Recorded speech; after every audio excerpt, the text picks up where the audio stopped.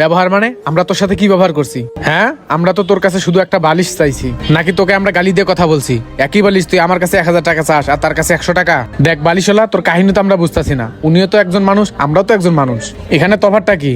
ও আচ্ছা, আমি বুঝতে পারছি। তুই বেটা সেই চালাক, আর আমিও বুঝতে পারছি।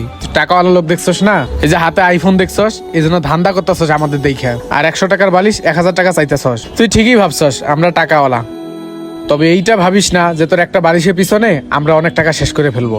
বুঝছস বেটা বালিশওয়ালা, তুই একই বালিশ ওনার কাছে 100 টাকা চাইলি আর আমাদের কাছে 1000 টাকা চাইতেছস। তোর কি মাথা মুথা ঠিক আছে না? দিন দুপুরে কোনো নেশাপানি করছস? আর শোন, নেশাপানি করে কিন্তু দোকানে আসিস না, তাহলে কিন্তু মানুষের হাতে মাইর খাবি। বুঝতে পারছস? আর এভাবেই তুই মানুষকে ঠকাইতেছস। না স্যার, আপনি ভুল ভাবতেছেন, আমি কাউকে ঠকাচ্ছি না। আপনি তো আমাকে ভুল বুঝতেছেন। বুঝতে পারছেন, আমি এখানে কাউকে ঠকা না। আর আপনি স্যার কি জানি বলছিলেন, আপনিও মানুষ উনিও মানুষ। হ্যাঁ, উনিও মানুষ আপনিও মানুষ, কিন্তু আপনি একটা জিনিস ভুলে গেছেন, আমিও একজন মানুষ। আমাকে কি আপনার মানুষ মনে হয় না স্যার? তাই না স্যার? আচ্ছা, আপনাদেরকে আমি একটা